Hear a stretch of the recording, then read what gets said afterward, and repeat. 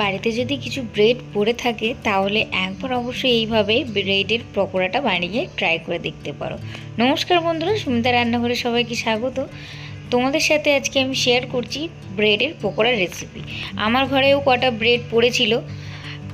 ব্রেডটা কি করব ভাবতে ভাবতে ভেবেই ফেললাম যে ব্রেডগুলো নষ্ট না করে কয়েকটা পকোড়া বানানো যাক। খেতে কিন্তু অসাধারণ হয়েছিল। চলো তোমাদের সাথেও শেয়ার করি রেসিপিটা।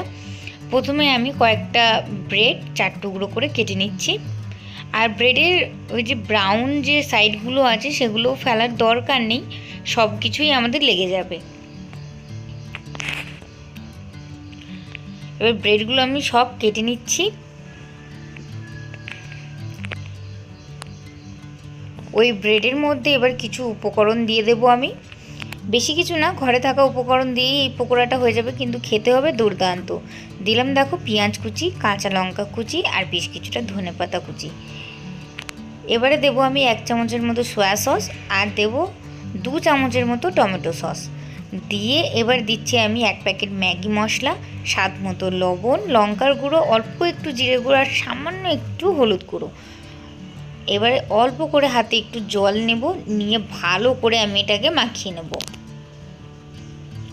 বিশ্বাস করো, আমিও ভাবতে পারিনি ব্রেডের পকোড়াটা খেতে এতটা ভালো হবে।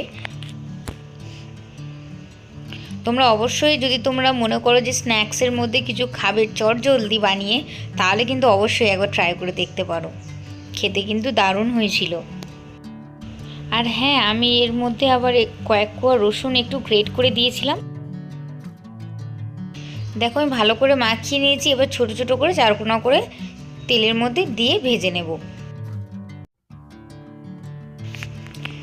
এবারে ফ্রাই প্যানটা নিয়ে বেশ কিছুটা সাদা তেল দিয়ে ভালো করে তেলটা গরম করে নেব।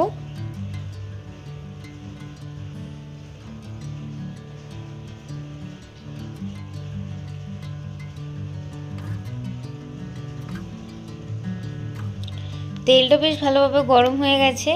আমি পকোড়াগুলো একটা একটা করে দিয়ে দেব।